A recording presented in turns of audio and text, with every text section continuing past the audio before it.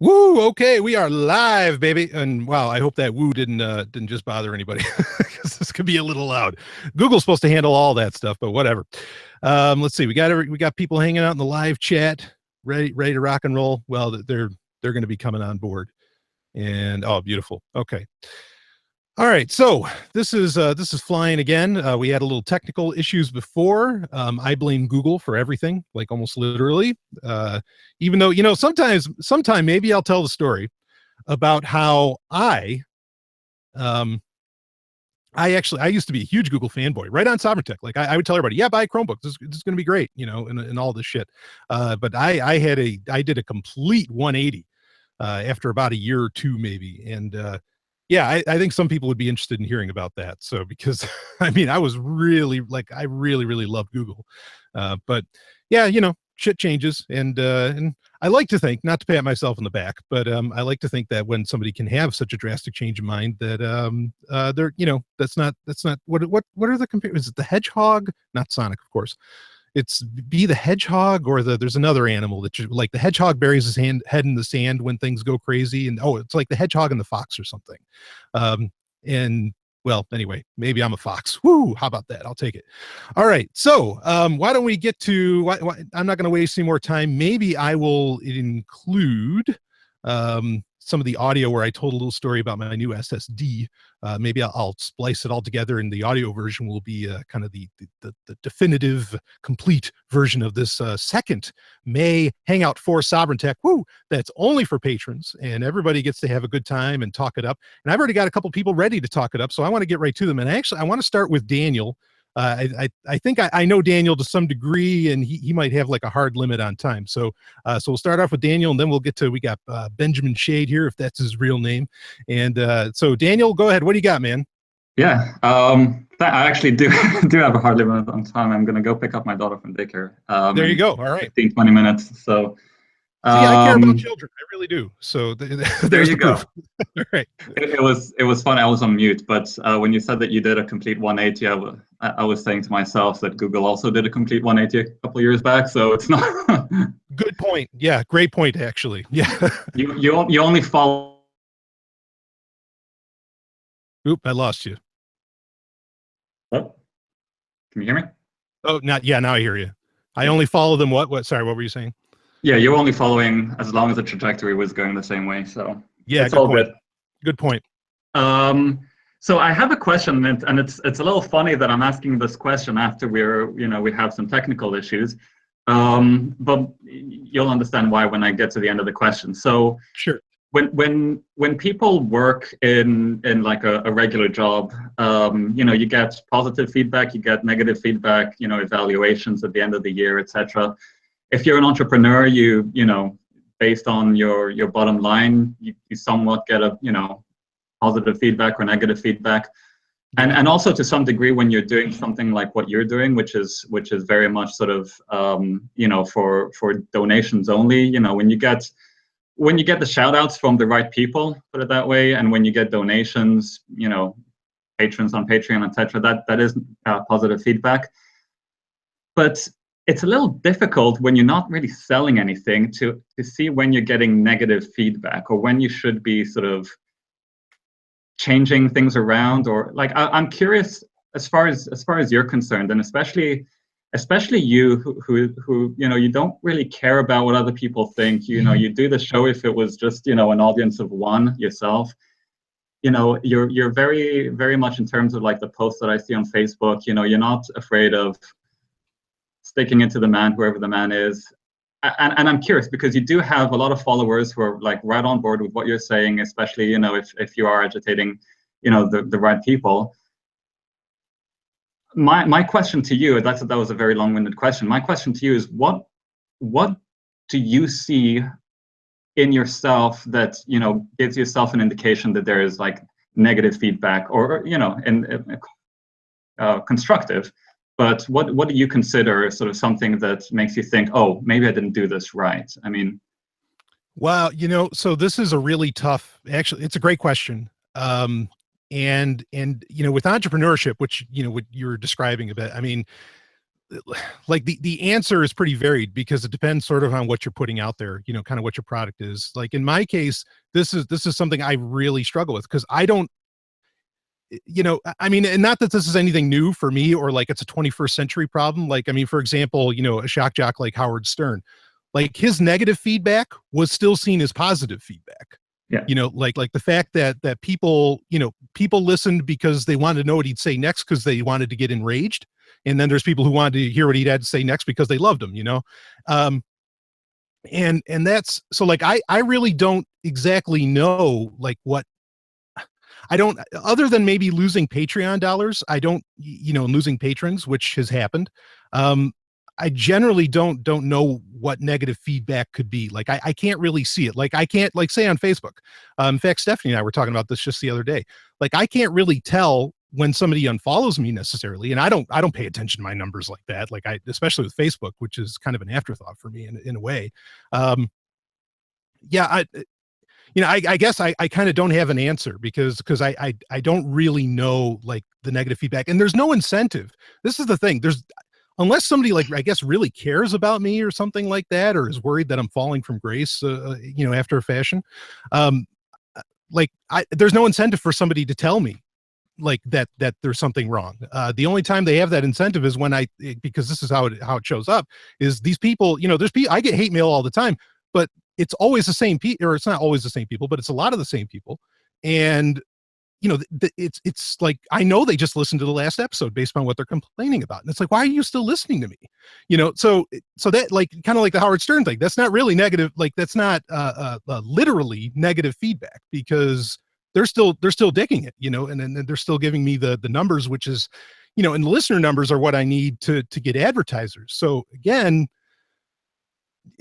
yeah, that's a tough. I don't exactly know how to answer the question because I don't, unfortunately, and I wish I kind of did. I mean, other than like if I made like a what was it, not Grease Monkey, whatever that polling software is, or that polling service that Survey Monkey. Thank you, Stephanie just told me. But you know, other than using like Survey Monkey, which I haven't done yet, just because I don't really want to collect information about my listeners, I can't, you know, I can't really get like I don't know how to get that negative feedback. I have done Patreon polls, and those actually people gave me a lot of great feedback in that. Like they said that, oh yeah, we tried to share the show with people, but as soon as they hear the moaning, you know, they stop listening. You know, they're like, oh no, I don't want to hear that. So I mean, that's like the only negative feedback that I can really think of in my head that has like a direct negative effect.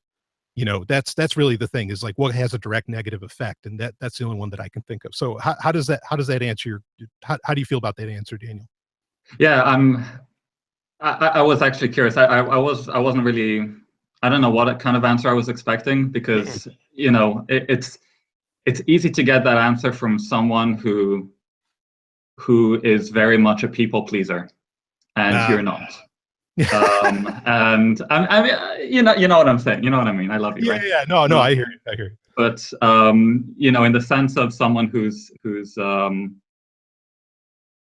has a very distinct sort of idea of what they want to portray. It's a lot more difficult to sort of say, if I lose, you know, 10 listeners, but I gain 100 listeners, and you know, from a different audience, does that count as negative or positive? You know, you wouldn't necessarily know until you make that you make that call, and it kind of the question kind of came to me one of the recent shows. I think it might have even been the most recent one where you and Stephanie were talking about what's the, you know, how at first you would just caveat everything and say, you know, it's okay if you guys have a family, but I'm not going to do it this way. And you know, it took a while before you actually went out and said, no, this is this is the way I believed it to be. Sure. You know, so there obviously has been an evolution as far as the show's concerned, and as far as you're concerned, in terms of what you're willing to put out there. And I was just wondering whether that was a conscious effort on your part to say, okay, I know that, you know, I'm not being true to myself, and this is some kind of an internal sort of motivating thing, and that's kind of the negative feedback that you kind of gave yourself, the constructive feedback that you gave yourself, or whether there was something else kind of in the background that, you know, it was just kind of like, I'm trying to get inside your head. I think I have a picture of who you are, and then, you know, you can tell the perfectionist because that's kind of they're the ones who are going to be their harshest critics, and you can tell the people who are super laid back because they all the errors in the world can just roll off their shoulders and they wouldn't care. I haven't managed to pin you down into any one of those categories, and right on.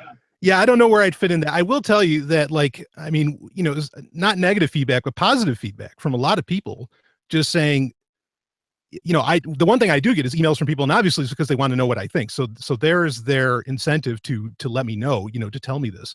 But they'll often say, what are you waiting for? Like, no, or why are you worried? Just say it. Just, like I get that kind of feedback all the time of, just say the wildest thing in the world. Yeah. Like, I mean, one of my biggest fears over the years would be talking about some of my crazy historical theories. But that's where I always get positive feedback. I mean, and in fact, like the episodes, whenever I get into some kind of historical shit, I mean, like the listener numbers are through the roof every time. So, I do get positive feedback that kind of guides me in what I feel comfortable about saying. And, but I don't know, at the same time, maybe it's just, for me, maybe it's just the years, it's like, okay, well, this has been going 5 years. People still listen, so I can just say whatever I want. I mean, I don't know exactly that's my line of thinking either. Cause I at the end of the day, I really do care about what at least some people think, and I really do love, my listeners. And so I'm not, I'm not full rogue or anything. Just like, I don't give a shit. But, yeah, I appreciate what you're saying. I don't exactly know how to pin myself. So. Awesome. Cool. All right, Daniel. That's it. Thanks, man. Good to hear from you. All right. So, now I'm going to have this go probably till 5:30, just to give everybody time to either get back in. It looks like everybody that was the least in earlier is back in. So, so I'll let this run a little longer and then go grab some dinner. But let's see, we got Benjamin Shade here. If he wants to unmute himself, and you can jump on in, start asking your questions. Oh no, I can't hear Ben. Oh no. Nah. Oh man, check out the sprocket. He's plugging stuff in. This is, boy, if you're getting the little view on YouTube, this is pretty cool. Well, while he's all right, he's logging in, logging back out. Once he was able to talk earlier, so I know we had this licked. Hello. Oh, there we go. All right, you're in, man. Dude, it's something weird with my Mac. Oh yeah, well, it's a Mac. I mean, what are you talking about? Of course, that's the problem right there. And I'm like, screens. Yeah. All right, what do you got, Ben? Go for it, man. Yeah. So first, I want to do is just a little plug for RetroShare. I've been please, yes. So you are the guy. I want to be real quick. You are the guy that has set up a RetroShare that people can, and I put the link. I hope I've been putting them on all the Q&As.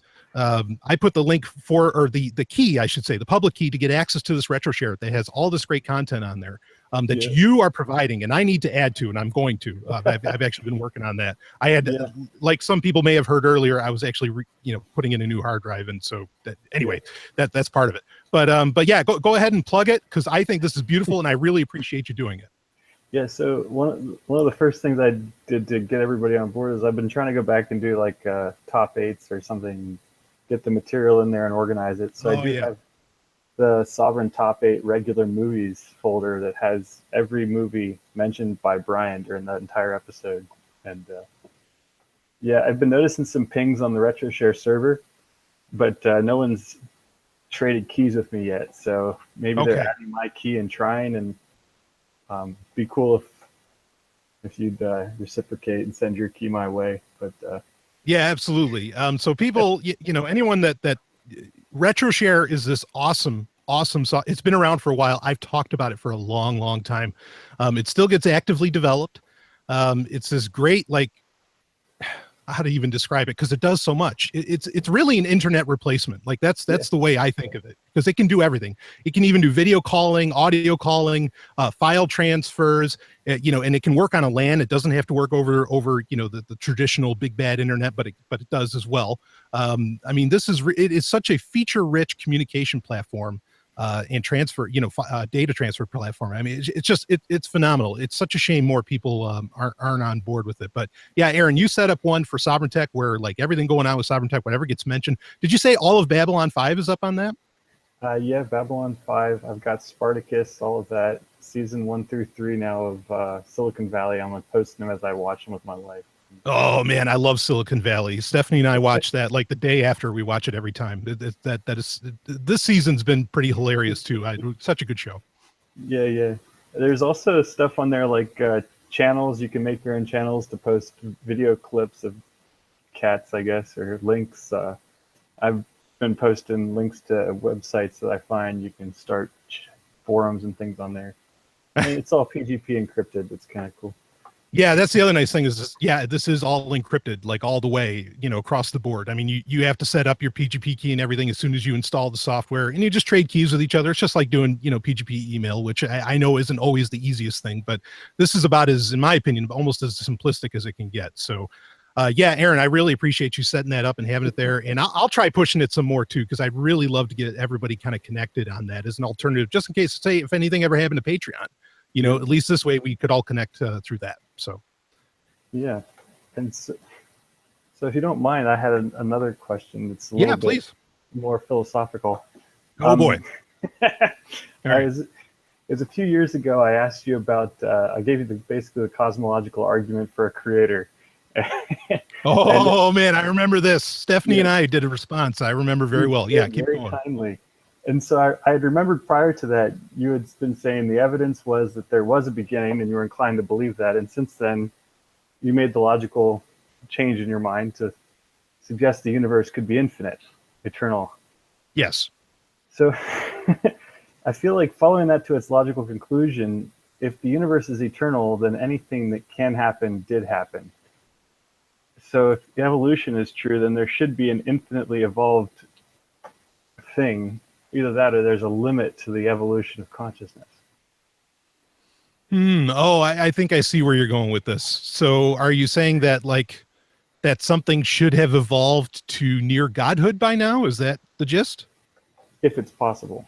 If it's possible, yeah. Right. If an infinite level of evolution is possible. So if we can create an AI that would go exponential in intelligence, it could evolve to propagate itself through the whole universe. So if that's not possible, then that would also not only explain why there's no aliens, because at some point there's like a point we can't reach or surpass. Yeah, which they call the great filter. Right. Yeah. So either there's a great filter or then the universe can't be eternal, right? Either way. Okay. So I like this. I mean, so I want to reiterate quick just my position on this. So there was a theory, a paper, whole thing done up. I believe it was out of the University of Alberta that said that, it is possible within our understanding of physics. I'm being very basic here. It is possible under our understanding of physics that there is no beginning to the universe, that it's always been and it just kind of always will be. Now, there's a lot of other things that need to be described around that. Now, the initial reason that that's attractive to me, and longtime Patreon listeners might know about this because I think I did like a whole Q&A episode about the beginning of the universe or about the Big Bang. Because the Big Bang doesn't sit well with me. Now, I'm an atheist, and there's too many really, really big holes in the theory of the Big Bang. Uniform temperature. There's all of these real problems that the Big Bang does a terrible job of trying to explain. So yeah, having an alternative cosmology is very attractive to me. Also, the other reason that it was attractive to me, so I'm admitting bias here. The other reason it's attractive to me is that Epicurus, who's one of the most famous hedonists of all time, maybe I'll outdo him someday. No, I'm kidding. I'll never be that popular. But Epicurus also claimed that there was no beginning to the universe. In fact, that was, in Judaism and Christianity, one of the reasons or in Judaism particularly, being a follower of Epicurus and what he said is like this unforgivable sin. It's like it's the Christian. It's analogous to the Christian saying that suicide, or like Catholics particularly, is that suicide is the unforgivable sin. Or Protestants would say that denying the Holy Spirit would be the unforgivable sin or something like that. Like in Judaism, being called an Epicurean is just like, it's terrible. It's the most anathema thing that could happen to you, partly because one of Epicurus's beliefs or statements, he was an atomist, so he didn't necessarily see it as a belief. He saw it as a scientific, precept, was that the universe had no beginning. And that smacks Genesis 1:1 right in the face. Like, I mean, you can't avoid that. That becomes an initial problem, and it kind of disproves the book from verse 1, or disproves Torah. So that's part of the reason, like, I mean, admittedly, like, I'm looking for alternative cosmologies, so that's why that becomes very attractive to me. But just to explain kind of that background, now that's not really answering your question of, what's the deal? Why aren't we, is there the chance that like some kind of, super being has evolved? Why aren't we seeing them? Blah, blah, blah. I'm not terribly opposed to the notion that like that there's something that evolved to have somewhat godlike powers. Again, it's not a creator, because my claim is that the universe had no beginning, so it can't exactly create. But I think there's other reasons I think that we're not seeing a whole lot of life. Of course, the other thing is that so I get your premise. I like your premise, or I'm not saying I like it. I understand your premise that if it's always been here, then everything that can happen should have happened. And why hasn't it happened? Why aren't we seeing aliens? Blah, blah, blah, blah, blah. Again, to me, now math's objective, but kind of how large a number in math is kind of subjective. Like on a long enough timeline, even a billion years seems like nothing. Right. Yeah. So, I mean, I think what it takes to achieve conscious life, and I've said this before, and I hope this isn't like some kind of cop out or something, and you're free to call me out on it if it is.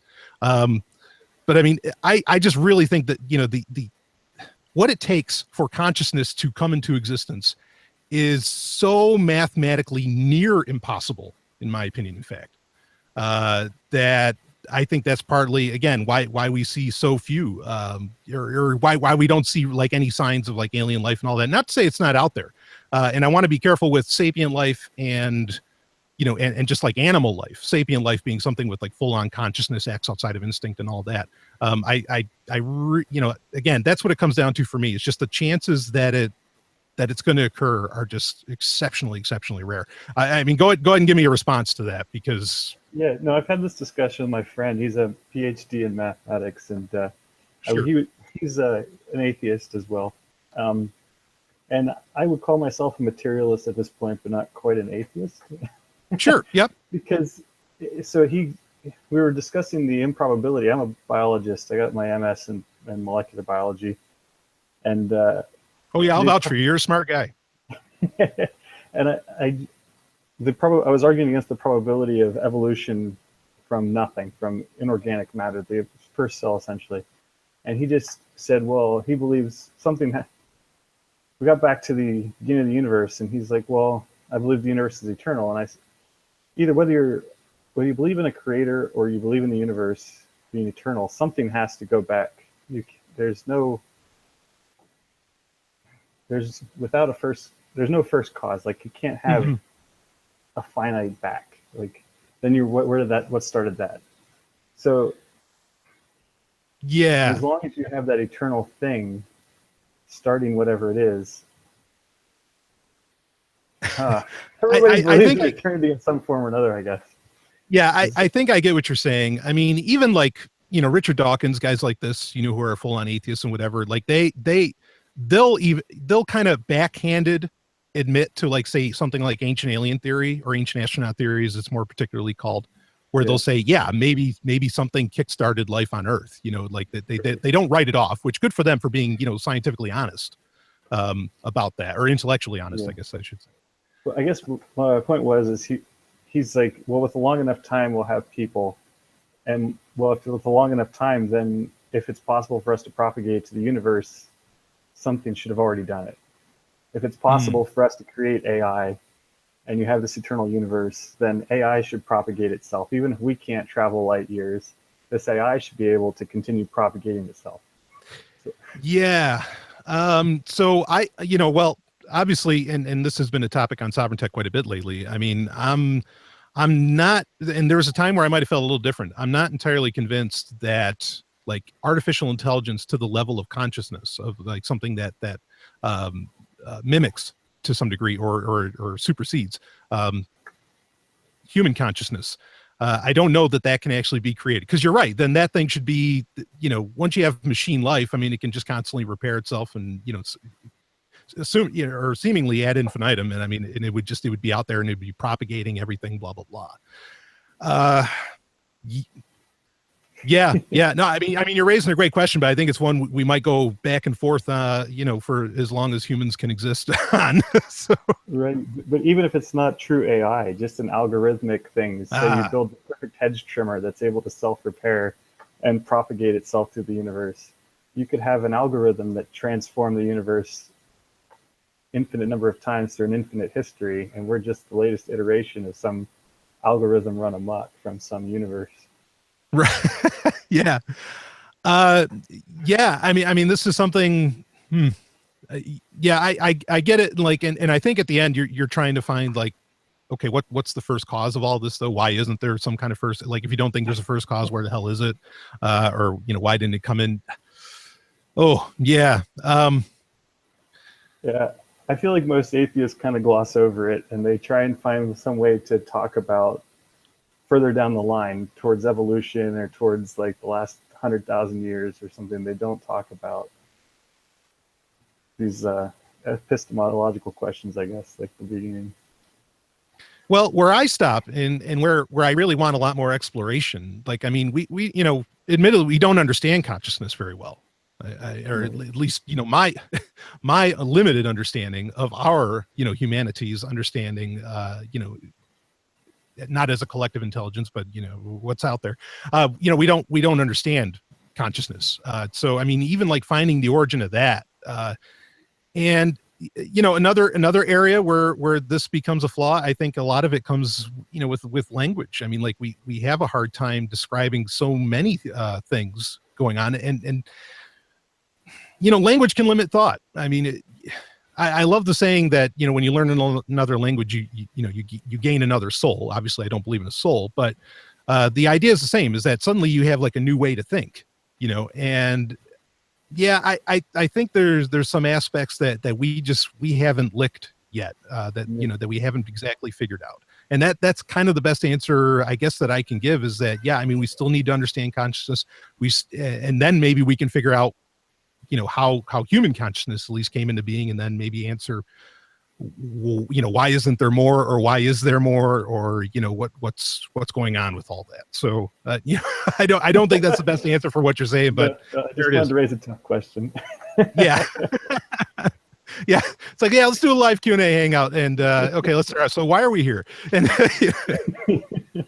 we'll go with the big stuff, right? Yeah. So no, I love the question, and I mean, certainly I totally applaud and appreciate the pursuits of finding those kinds of answers. I have, me personally, like, I have other avenues that I'm, like I said, kind of, where does consciousness come from? What is ownness? Things like this that I've talked about, that I'm trying to figure out, as well. So, and maybe those would then, proceed to the answers to maybe the questions you're looking for, but I don't expect to come up with those either, because I'm just a little Jew from New York. So, so there you go. You may want to check out Chimera Systems Incorporated. They just put out their beta for what they're calling the first AGI. Oh, Nigel. Okay, Nigel. Well, that's a good name. Okay, I will look into that. Somebody actually or go ahead. No, they said it's a quantum. They're imitating a quantum system with a neural net of smartphones. So they're going to take everybody's data. It's done some pretty cool things, but. All right. No, I'll look into that. There was a book that a Sovryn Tech listener actually recommended that I check out, and I did just get the copy in earlier this week. And I think it's called Creation by Stephen Grand. Stephen Grand's really well known for, he's like a legendary video game designer. And supposedly his claim is that, yeah, we are already like creating AGI and we just don't realize it, blah, blah, blah. The book's actually from 2001. So his claims are definitely pretty extraordinary, but I haven't read it yet, but I will. And I'll look into Nigel as well. I think that's, what was the name again of the company that came up with it? Chimera? Yeah, Chimera Systems. Cool. Okay. All right. Well, I'll check that out. So anyway, Ben, yeah, great, great question. I don't know that I came with the best answer, but I appreciate it. Yeah, you got to keep you on your toes. Yeah, that's right. That's right. Always keep me on my toes because, oh man, yeah. No, so all right, yeah. Thanks so much, Ben. I'm going to take a look at what do we got going on in the live chat here, and then we'll get to that, and then let's see what else we got here. Oh, that's weird. That's looking so odd in the YouTube channel. Anyway, nobody wants to hear me talk about that. Let's see, what do we got in the live chat? I know you're pretty on point when it comes to consumer electronics, the internet, and that sort of thing, but I don't know how well knowledgeable you are about producer goods and their technology. I've been fascinated by shows like How It's Made. And that's the name of a show. So anytime I see a new product, I have a good idea how it was produced, except one thing. How the hell does Arizona iced tea still $1 in a tall can? That's some serious Kevin Mitnick hacking shit. How is this even possible? Also, what's your favorite? Mine is the Peach Zero. Boy, that Arizona iced tea, I used to drink that actually quite a bit. Even when I moved to New Hampshire, I was still drinking that stuff. Are they the ones that make, do they make the Arnold Palmer, where it's like the half lemonade, half iced tea? Boy, did I enjoy the hell out of that. I think Arnold Palmer is also like an alcoholic drink, and I don't drink, but not the hard stuff, but anyway, yeah, that was probably my favorite as far as that goes. I'm pretty sure that was like an Arizona made thing. Let's see, ostrich. Yes. Okay. Yep. So I got confirmation that is in Arizona. Yeah. So that was my favorite, was that mixed iced tea and lemonade. Boy, that was so damn good. Let's see. I love negative feedback on my podcast. Well, I'll give a plug here. So this is, the guy asking this is Jim Jesus, and he is the host creator as well of the Lulberts, which I enjoy, especially when he has MK Lords on, because MK Lords is just, she's phenomenal. But Jim Jesus, he's all right too. He's more than all right. He's cool. So, yeah. Negative feedback to the podcast. That was a great question. And again, the answer I gave, I mean, like, I don't exactly know. I don't even know how to get negative feedback. Like, it would really take somebody. I mean, the irony is that, and kind of the circular, I guess, logic of it is that the person would have to actually like me to really have the incentive to send me negative feedback. So, like, it's not exactly negative feedback, right? So again, it comes down to those negative consequences, and they're very tough to see online. Like, I mean, that's almost impossible to see on the internet. How do you really see negative consequences? Unless suddenly, like, I guess on Twitter, if suddenly I lost, 5,000 followers or something, because I'm over 10,000 right now, maybe that would be seen that way. I don't know. Anyway, let's read on some more here. Do you think the prime directive is why aliens haven't come here and given us technology to make the state disappear? Or do you think that they are on their way now because fiends and FTL signals got there? I love it.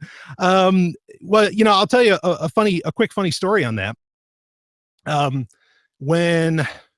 When I was a Christian, I was a Seventh-day Adventist. That's embarrassing. But oh, here we go. Some negative feedback. Not enough hot naked women. Oh, please. I know you're kidding, but come on. What are you talking about? Do you need any more than what I've put on? I mean, shit. Anyway. All right. So let's see. Yeah. So the prime directive. Okay. So Adventists hold, well, I mean, sometimes they hold a few different theories, but they're kind of unique in that, they don't just believe, I mean, they are Bible believing, but they also believe in the inspiration of a woman named Ellen G. White, who is a prophetess from the 19th century. It's not unironic. I've talked about this before, but I think in upstate New York, in the middle of the 19th century, there had to be something in the water, because you get both Joseph Smith and you get, the entire, you get the Mormon movement and the Adventist movement out of the same exact area, pretty much around the same time. And they all sort of hold kind of a lot of same ideas. For example, like that Christianity has kind of been perverted and Christians have lost their way. And so here's the secret interpretation, like just with Mormons, instead you have the works of Joseph Smith, like Pearl of Great Price and all of that. And also, they're like, oh yeah, don't drink caffeine. I don't think Mormons espouse any kind of veganism or vegetarianism. Adventists do. I mean, really, like where that's easy to explain where that came out of, because that came out of just kind of the sort of the more fringe health advice of the 19th century and like the middle 19th century. So it's not shocking, to hear about like that they have that kind of what some people see as inspiration because, oh, modern science proves it, which I would debate, but whatever. So so Adventists, again, they hold a lot of different beliefs, but one of their beliefs is that there are other planets, there is alien life out there, but yes, they would not come anywhere near the planet Earth because why would they want to encounter sin? Sin is the worst thing in the universe. So they wouldn't even want to see what sin looks like. It's so horrendous, so anathema to what they know of as existence as, quote unquote, creations of God. So yeah, I mean, like the idea that aliens maybe follow some kind of prime directive. I mean, I'm reminded of, and I know the question's kind of a joke, but I mean, I'm kind of reminded of the day the Earth stood still, where the aliens didn't find this federation effectively in the day the Earth stood still. They wouldn't get involved until suddenly they had humans had the ability to potentially hurt other alien life on other worlds, and then finally they said, okay, no, you guys don't get to just go on your own trajectory here anymore. I mean, in my personal opinion, the reason we've never seen aliens is quite simply the laws of physics. Like wherever they happen to be, it would take them forever to get here. That's to me, that's the bottom line. Just because I equally think no matter how advanced humanity gets, we're just never really going to, we're never going to get outside of the solar system. Not really. And ethically, I actually don't think it's a good idea either. I have a real problem with the idea of generation ships and all that, because really, I don't want to say enslaving. I think that's a little too strong of a word, but you're not giving your children, which you are a steward of, enough choice really, unless the option is that, okay, we either go on a generation ship or, or we stay on Earth and the Earth is for some reason dying, or, I don't know. Anyway, but those are all questions that are just kind of crazy and out there. So let's see. Let's go to another one. Besides Bitcoin and Zcash, what are your favorite space monies? Oh boy, that's a good one. Those are the main two that I think about. Litecoin, I do like Litecoin just fine, and a lot of people are actually getting on board with Litecoin. Coinbase now accepts Litecoin. Yours.network, which I think is a very, very interesting project going on, headed by a guy that I have a lot of respect for and I've hung with personally, Ryan X. Charles, who he's kind of behind that. And the exciting thing that they're doing, not just as a content network, which I will certainly be keeping an eye on. And full disclosure, I have asked to be in the early beta. I haven't heard if I got accepted or not, but I did ask. Their main thing that they're going for is the ability to really do microtransactions really well. Well, if they're basing it off Litecoin, guess what? Microtransactions, which is kind of the bread and butter of the future of cryptocurrencies in many ways, not in every way. It doesn't have to be the direction that things go. But that will, that's going to happen in Litecoin. So Litecoin's an exciting one. Those are really the only, honestly, Bitcoin, Zcash, Litecoin, like those are the main three. I used to be excited about NXT. I am not excited about that anymore, even though I don't really think NXT necessarily did anything wrong. Just people don't believe in the network. So there it is. Let's see what else we got here. This show needs more fourth wave Meninism. Let's see. Also, I'm iced out at the moment on some green tea with honey. All right, rock and roll. What other questions we got in here? I have a ton that I could actually get to, that people have asked me about otherwise. Let's see. Team V'ger. Hell yeah. I love V'ger. That's from Star Trek, the motion picture. And spoiler alerts. V'ger is actually just Voyager 6. But, anyway, I won't give you any more on that. I love that movie. Star Trek, the motion picture is just, I have a rule. I've talked about this before on Patreon. I have a rule that you can't, or it's just in my own head. You can't count franchise movies to be the greatest movie ever made. Meaning that if there's more than one of the movie, if it has sequels or prequels or something, you really can't call it the best movie ever because it relies on other movies, for its kind of story to exist. And certainly it's very true for Star Trek, because you have to count the TV shows. Otherwise, why do you care who Captain Kirk is? But if I didn't have that rule, Star Trek the Motion Picture would easily be my #1 film of all time. I think it's just a gorgeous film. So let's see. Perhaps sentience is a quantum phenomenon of entangled particles, and we do live forever. Oh boy, that's getting into a whole other can of words. And Jim Jesus says, my questions are not jokes, they're funny. God damn it. All right. When I die, will I get my own planet, and can I have it built within the Silk Road? No, you can't, because the Mormons are wrong. No, I have Mormon listeners. Relax. I've always said this, like, the two things that will always be in the universe, and it's the first thing is not hydrogen. It's going to be stupidity and Mormons, and they are not mutually, I'm not saying one is the other. Okay. I'm not saying that at all. I'm just saying Mormons, they're like the thing that will just always be. It's pretty amazing. So really the answer should just be hydrogen and Mormons, but usually the funny joke that normally gets told is, the two most common things in the universe are hydrogen and stupidity. Maybe those are the most common. The things that will always last, I suppose, would be hydrogen and Mormons. Star Trek, the slow motion picture. Yes, it's very slow. God damn it. That's why I love it. Let's see. Here we got another one. Are there any notable geographic trends in digital currencies? Are any more popular, say, in Europe versus the US? Not that I know of. I don't know that there's any kind of like regionalism going on with that. One could argue that maybe Ethereum's popularity actually stems more from a European mindset, or from Europe. Obviously, they're based out of Sweden, I think, right? And yeah, so one of my favorite cryptocurrencies was Aurora Coin. It's not something I'd recommend anybody go investing in now at all, but I love the idea. And Aurora Coin was this cryptocurrency that got developed in Iceland for Iceland, and they did like an airdrop for it in Iceland and everything, and it was based off of Litecoin, which I already said I was a fan of. And the idea was, because at the time, like Iceland was going through some serious bank and overall economic upheaval, and so the theory is that, well, we can have a money for Icelanders by Icelanders and not controlled by the central bank, because another narrative that you get out of Iceland is that Icelanders don't trust banks. Okay, so great idea, and I genuinely do think it's a great idea. I thought Aurora Coin was awesome, but I don't think it really took off. It's not something that went that direction. So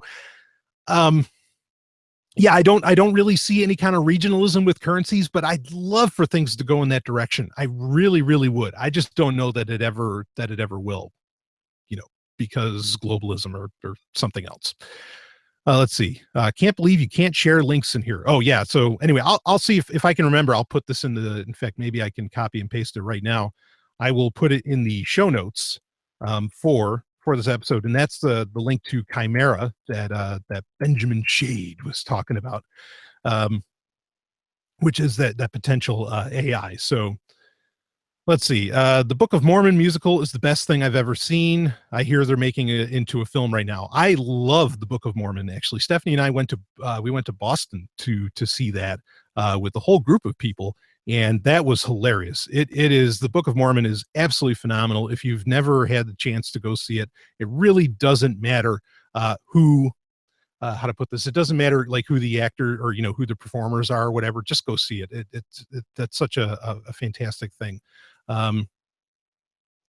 Okay. All right. See, this is the thing. I don't use YouTube, so I found out that I got to make people moderator. I don't know if that's the most exciting thing for you to hear me talk about. I will get into, I got a question here that I was going to save for a Q&A. Now, when you hear this is going to get released very shortly after we're all done, which we're going to wrap this up in about 20 minutes. So the normal Q&A, which isn't live, I'm actually going to release tomorrow. That'll be Thursday. That'll be June 1st. You'll get that. So, but you're getting a Q&A for today that everybody can listen to. So I hope you enjoy it. But I want to get to a question that somebody asked it was asked after the last Hangout that we did. And it's kind of an important point, and I don't want to spend a ton of time on it, but I'll bring it up here. So let's see.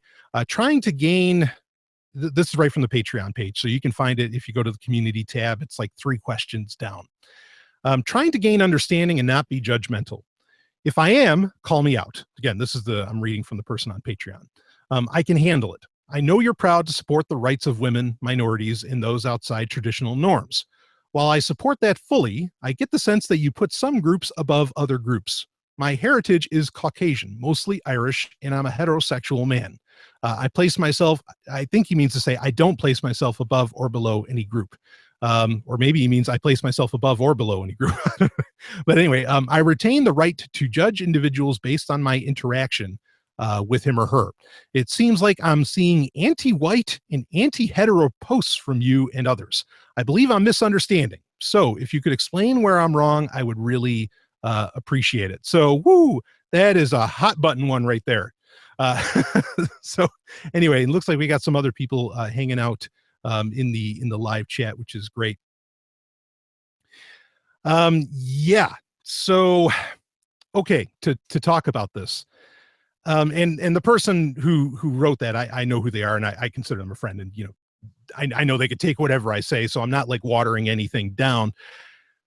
I'm like not anti. So if I make any statements, like I will use the phrase or the term white boy with an I at the end, you know, WHITEBOI and stuff like that. I'll complain about I might even complain about white people. It'll seem like, or let me just get that out of the way. What I'm talking about when I make that kind of statement are white supremacists who have, I don't want to, they didn't come out of nowhere. A lot of them I've seen coming for years, and I've known about it due to, you know, various conversations and maybe even a degree of, well, some private information. But anyway, I mean, and some of these are people that I've known, that I've met, that I've hung with, et cetera, et cetera. You know, and they come right out and they put it like right in their, you know, on their social medias, you know, like descriptions and all this, that they call themselves white supremacists. Maybe they'll say they're white supremacists for peace or some, which is mind boggling to me. You know, but they'll say this sort of thing. And that's generally who I'm talking about, is like, you know, whenever I'm bringing up that sort of thing, obviously I'm not complaining about white people. I mean, one could argue I'm a white person. There's an argument around that, believe it or not, of whether or not Jews are technically white people. And the argument that they're not white people is because, and again, I am ethnically Jewish. But someone says I prefer the term white separatist. Oh boy, with a winky face there. But anyway, you know, there's the argument that, like with Jews, they're not treated the same as the majority of society, you know, of the culture. They're not, you know, counted in with that. So the argument goes is that they're technically not white. I'm not going to go down that road. I don't need to, you know, to do that, but just understand that when if any time I'm saying something about white people, you know, I generally go, I'm really talking about white supremacists. Okay. Because, you know, I mean, it's incredible. They're out there now, you know, like they just, and it's mind boggling to me. And I have to, you know, also again, as I am, you know, as I am, like I said, ethnically Jewish, even though, yeah, I'm all about, you know, race being a social construct and, you know, gender and all. Of course, we talked about that in recent episodes of Sovereign Tech. You know, I was brought up, you know, with this notion of, you know, being Jewish and all this. And I mean, you get taught pretty hard what things, you know, because the idea is that you're looking out for, you know, for Nazism to rise again. And, you know, because it's that whole notion of never again, right? And, you know, I have to admit my bias that, like, I can get, you know, and I'll use this term, and I know some people have a problem with it, but I'm going to say it, you know, I'll get triggered by some things that I see, because it's, you know, I think it's a very primal is in like my childhood. You know, I've been taught it since I was a kid, you know, primal things to look out for of, you know, the potential of the re-rise of a, you know, a Hitler-esque character. So yeah, I mean, that's really what I'm responding to. I don't want to spend a ton of time on this question, but I just want you to know, like, that I'm really not anti-white. Just like, you know, I'm big on feminism and all this stuff, which the question asker mentioned. And look, I'm not anti-male. I'm not anti-myself. Okay. As far as anti-hetero, another thing where, you know, and this is a big thing in the liberty movement, where everybody's like, no, the way we get to liberty is by having a family, blah, blah, blah. Yeah, except third wave. Okay, boy, you know, that's a great point to bring up. Well, just real quick, I'm not anti-hetero. Okay. What? Stephanie's shaking her head. Saying like third wave. Third wave. All right. Well, the third wave, people who criticize criticize third wave feminism Uh-huh. don't know what it is. Okay, tell me what first wave and second wave and third wave and fourth wave feminism are. Okay. Name a few books about third wave feminism, and then maybe I'll listen to what you have to say about your criticisms of third wave feminism. All right. Yeah. Hopefully everybody. Hopefully everybody heard all that. So, okay, feminism. I mean, you're raising a great point, Stephanie, is that most of the critics of feminism don't know anything about feminism. Okay. And I agree. There are different waves. I mean, this is the thing, feminism, like any other belief system or not, I shouldn't say belief system, like any other ideology, okay, has like a lot of different types, a lot of different, I mean, there's sex negative feminists, there's sex positive feminists. Obviously, I don't agree with sex negative feminists. I can understand where they're coming from and I can respect them and their choices, but I don't agree with them. So yeah, I mean, that's an important thing to bring up is when, feminism is such a loaded term. It's a great way to create straw men by just saying, well, feminists say this and I don't agree, blah, blah, blah, blah, blah. And, and then you're already tossing logic and conversation really out the door, at that point. So, even when I bring up like the word feminism, I mean, even in the abstract, especially like 100 years ago, in the abstract, I don't think much of anybody who considers themselves liberty loving or an anarchist or libertarian would argue much with what was, being espoused in feminism because, it was so countercultural. And it was, bringing up points that really no other ideology of its day was really bringing up. I mean, the individualist anarchists, were publishing, feminists or what do you call it? Anarcho-feminists or whatever, across the board. I mean, they didn't have any problem with that because they're just getting out like everything into the realm of ideas.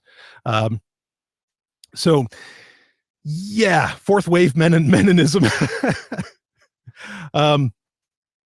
But yeah, anyway, so, and I had MK Lords on recently on a Patreon episode, and she's like, look, no, I don't hate men. I mean, the internet lends itself to talking in broad strokes. That if there's any fault, to some degree, you could blame it on the internet. Because it's such a piss poor communication medium in a very real sense. I mean, that there's a reason why Google Hangouts is a thing and Skype is a thing, because you're trying to get past the inability for nuance and the inability for, having, more direct conversations and all that. So yeah, if I make, if I make very pro gay or pro, I don't know, group sex or whatever stuff like that. I mean, the other part to keep in mind, okay, in all of that, it's not that I'm against what you think. Just like, I mean, and this is such a huge, I bring this point up all the time. If you are for, say, children's rights or for the better treatment of children, because children are not treated well, they arguably throughout, human history, they haven't been.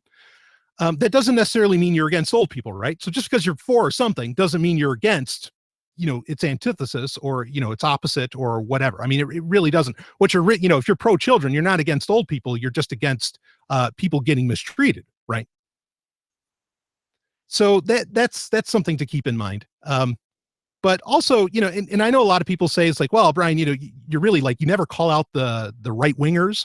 You're always, it seems like you're or you call out the right wingers. You never call out the left wingers. It seems like you're defending the left. No, I'm just bringing a different conversation to the table, which has been my mission with Sovryn Tech since the beginning. There's plenty of podcasts. How many more podcasts do you need? Or how many more people do you need to, like call out what the left does? I can call out what the left does, not full stop. I mean, anytime they bring up a political solution, which they do all the time, I completely disagree, like just on its face, so, yeah, like, it's not like I'm blind to what the left does. It's just that there's plenty of people talking about what the left does. So I'm going to, it's division of labor. I'll concentrate on this side of things. And that's really it. So just so you understand where I'm coming from, if I ever seem like I'm anti this, anti that, anti that, no, I'm not anti, I'm just trying to bring to light perspectives that I don't see get represented much, which again, the whole reason I created Sovryn Tech was because, I'm not hearing my opinions out there, be it on the radio, on social media, wherever else. So I hope that answered that. And I hope I answered it in like a a kind way, because I appreciate the question, and I definitely can understand where somebody would get that perspective that like somehow I'm anti-white or I'm anti-hetero and all this. I mean, I want people to do whatever the hell they want, but that's the thing, is that, you know, that sort of has to be across the board, is that you got to let people also not practice monogamy, or let them practice, you know, or practice a lot being gay, maybe. I don't know. Anyway. Oh, so all right, let's look at the live chat here for another second. Only a Sith deals in absolutes. Absolutely. Whoops.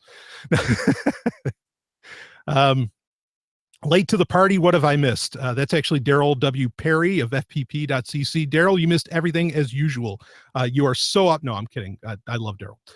Let's see. We don't need another Matt Walsh. Yep, there you go. Absolutely. What other, let's see, on a scale of 1 to 10, how bad is Seth MacFarlane's Star Trek parody going to be? I actually think that might be pretty good. What is it called? It begins with an O. What it's going to be. Seth MacFarlane has this like a Star Trek parody, but apparently the people that have seen it so far said that it's really not too much of a comedy. Like it's actually pretty straight shooting, and it's pretty good. It's like the Orville or something like that, not Redenbacher. But something along those lines. I'm interested to see how that's going to shape up, and of course, I'm still very interested to see Star Trek Discovery. So let's see. I do the same thing. This is Jim Jesus talking here. I do the same thing. I go after the right more than left, because left bashing is an oversaturated market. Yeah, exactly. Yeah, I mean, you hit it, Jim. That's exactly it. Is that like, it's so oversaturated. I mean, yeah, I could call on it all, but I mean, I can only type so much in a day, and, you know, might as well like, let's call bullshit, and, you know, let's start shining some light in areas where it's a little dark. That's all. And I think, you know, I mean, I get really annoyed. I think the right gets a lot of passes, you know, and I don't really you know, at the end of the day, I don't identify with the left or the right at all. You know, I mean, like I like to think I'm space above and beyond. Woo. That was a classic show there. But yeah, left bashing is an oversaturated market. Totally agree. So let's see. Did you discuss SegWit 2X UASF? No, have not discussed that. And that's we've only got about 10 minutes. I think that would be a little deep to get into. I think it's interesting. You know, I mentioned this briefly earlier. I think it's very interesting that a lot of the big companies and a lot of developers are starting to look at Litecoin very, very seriously. And that is really something to watch out for. Let's see. Not true. Another person says, not true in my environment. I think left or right bashing depends on where you live. Yeah, there's some truth to that. I think a lot of people, like there's people who, and I understand this. I mean, I don't really see it where I live, but there's people who say that, well, you know, this rise of white nationalism, that's not real. That's not actually happening. But I think in cities, and I think a lot of other areas, oh yeah, it's happening. I think these places are, you know, people who say, oh, we don't need feminism anymore, blah, blah, blah. I just saw the story earlier today. Wonder Woman's getting banned in Lebanon, the country of Lebanon. And it's like, really? You think the world still doesn't need feminism? When, I mean, there's no official report as to, or no official reason given yet as to why Wonder Woman has been banned in Lebanon. But again, it's where you live. Yeah, feminism's still needed there. Okay, so does that mean that the whole world should, or you know, does that mean that you can't study it if you don't live in Lebanon? No, of course you still can, because obviously there's areas where, you know, there's a light that still needs to get shined. So yeah, it does depend to some degree on where you live. Got to be equally critical with both of them. Yeah, I mean, yeah, be critical of both of them, absolutely. But you know, it's not very equal, because everybody's just left bashing, kind of like Jim was saying there. So yeah, I'm with you on that. They both get passes. Can't stand either of them. Yep, I agree. I heard it was because the star is Israeli. Oh, this is with Wonder Woman. So yeah, so this is one of the theories going right now is because Gal Gadot is Israeli. That means that, you know, and as far as I know, she doesn't have any children, so she didn't get the pass from serving in the Israeli military, in the IDF. She served for 2 years, and so the argument would be that, you know, in Lebanon they would see her as potentially like a murderer or something, and so they won't allow it because she was part of the Israeli military. That's possible, but I think at the same time, you know, I would not be surprised at all. Like I still don't know that there's official word on that, but I would not be surprised at all that it really has to, or at least maybe it's half and half, but that part of it has to do that we're talking about a seriously strong female character You know, that is not something that people look very kindly upon. I mean, look how long it took to get her in the movies when everybody else has already had entire like reboots and and all this stuff. I mean, yeah, there was the great on TV, there was Linda Carter's Wonder Woman, but that wasn't, I mean, let's be clear here. And I'm a huge fan of the 70s Wonder Woman. I mean, I'm a big fan. All 3 seasons, I loved it. First off, Steve Trevor in that really kind of had to steal the show. And I mean, many times, like the writers were kind of forced into that, but also it was campy. It wasn't serious. It was treated more like a comedy or a kid show. So people thought like, okay, this is fine. Just like at the same time you had Almighty ISIS, right? On Saturday mornings back in the 70s. I wasn't even alive. I know this shit. But at the time, I mean, it was all seen as kid stuff, campy and not very serious. So you could kind of get away with it. It took this long to come out with a serious, Wonder Woman film. So yeah, I think there's definitely kind of a pushback still to this day, I think, to having strong female characters. I mean, maybe now it's finally changed a bit. And you can bring up examples of Ripley. You could bring up examples of Sarah Connor. Well, understand that with Terminator 1, that was an underground hit with Sarah Connor. And Sarah Connor was not the badass that, everybody thinks of her as now from Terminator 2, right? And with Ripley, I think that just that snuck in. And again, it became like this sleeper hit. And so then James Cameron was like, okay, well, I can take this character the rest of the way. But beforehand, you kind of had to dupe people into having strong female characters. Gene Roddenberry talks about this all the time with Star Trek back in the 60s. He really, he had to dupe people. And then in the 70s, a lot of it's the same deal. So anyway, let's see here. Anarchists in Europe are generally radical left, anti-fascist. Yep, sure. Quite a few of them are. Let's see. It's about time in the noughts, right bashing was the thing because they were in control. The left has been in power for 8 years, so that's the thing to bash. Give it time, right bashing will be back. Yeah, probably. Let's see. Also, the right in Europe is nothing like the right in the New World. The right there are a bunch of socialists. Yeah, the right in Europe is big government. The left is just bigger. Yeah, this is an interesting perspective, and the tech world actually brings this really to light. And we'll wrap this up soon. But like it seems in, how to put this in America, you have especially in the tech world, the attitude is not trusting government but trusting corporations. As to where in Europe it's the opposite. There's this trusting government but not trusting corporations at all. Which is why you see so much of the legislation against Google and whatever else. I think that there's definitely that. I mean, and like even the term libertarian originally was a reference to communists like over 100 years ago. So I mean, yeah, in other parts of the world, things are incredibly different. I think there's a lot of common ground to be had, though. And in fact, I know some people who traveled Europe pretty good, and they get to enjoy the benefits of a lot of the older, even if they don't agree with them 100% ideologically, but a lot of the older anarchist movements in certain areas of the world, they get to enjoy the benefits of living in those areas where, anarchists weren't taking any shit not so long ago, or even 100 years ago or something like that. So that's certainly something to keep in mind. Let's see. We got something from Jacob here. Posted this earlier, but she missed it. This is not something I've researched, but do you think there's a secret manned space program? And if so, what are they doing? Ooh, boy.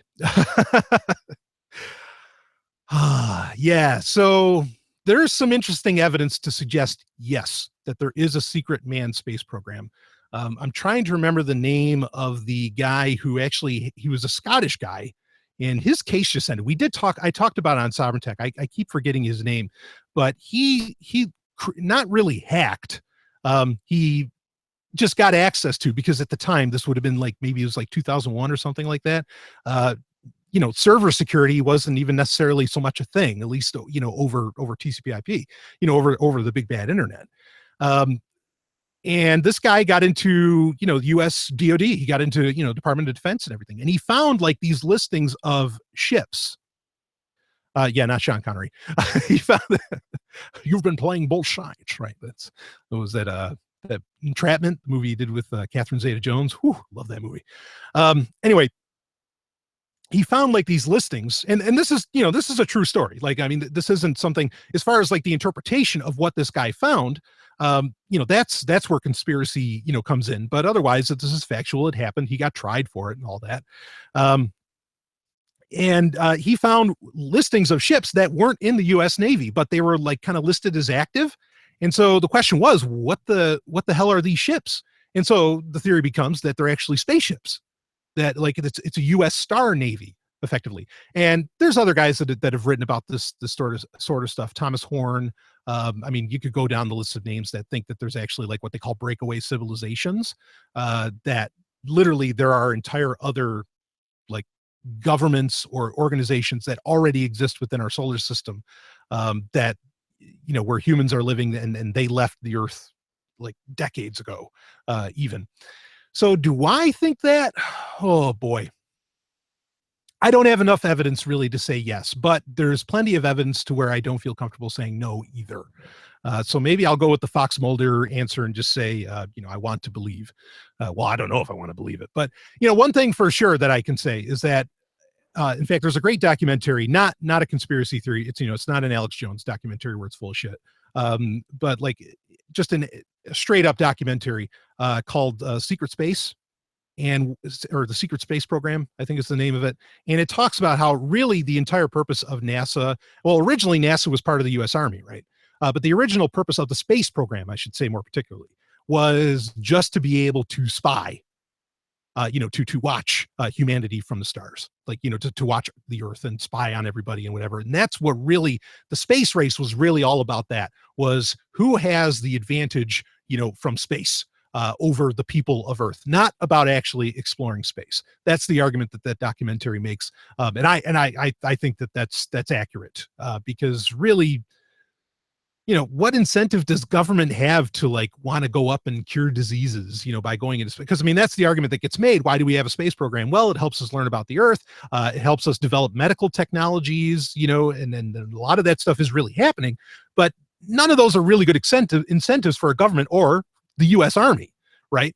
So why did they do it? And I think, you know, the answer that it was really all about control. It was all about, you know, being able to spy on the populace of the planet Earth, etc.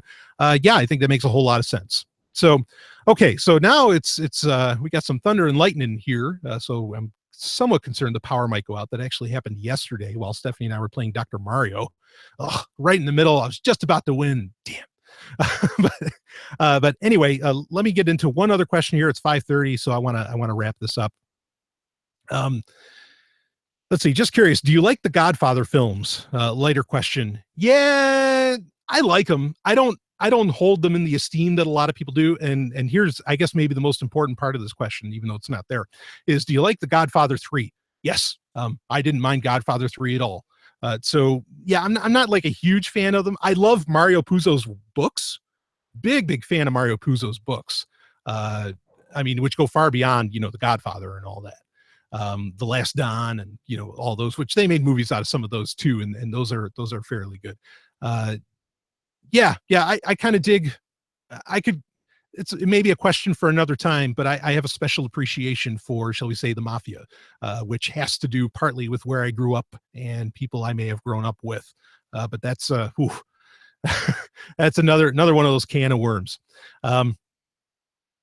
So anyway, okay, it is 5:30 now, and I like I said, I am kind of concerned the power might go out here, so I think I will wrap this up. That secret manned space program, I mean, that's a conversation that could go on for a good long while. That I actually enjoy quite a bit. I mean, that gets into, there's the book, you know, by Leslie Watkins, Alternative 3, and you know, which talks about that there was a joint space program with Russia and the U.S. They went to Mars in the 60s. Like their claim is they went there in like 1968 or 1969, that they went to Mars. You know, I mean, that gets into some pretty wild shit. So let's see. One person says, knew some wise guys, did you? And and there we go. And then the other person that asked the question about the Godfather originally said, woo, 3 is great. Yes, it is. Yeah, I really enjoyed that. And then it says, stay close to the Vorlons. That is great advice. definitely stay close to the Vorlons. And of course, people that have watched Babylon 5 will know exactly what that's all about. So, all right, that's it. I'm going to wrap this baby up, and we'll put this to bed, and then maybe I'm going to get something to eat, and then do who knows what else. So there we go. Great. Thank you, everybody that was on. It was great to have the two people in Hangout. It was great to converse, with the private chat. I hope that didn't come off as boring at all. Of course, you can let me know. You can actually send me some of that negative feedback that we were talking about earlier, and let me know. And I'm actually, I'm a very nice guy, so I can take it. So hope that answered everything. And there it is. I'll see you on the other side. Like I said, Q&A episode, that'll be out there, or, official Q&A episode will be out tomorrow. Will be out on Thursday, on June 1st for you. I didn't want to overload you today. So yeah, I'll see you on the other side.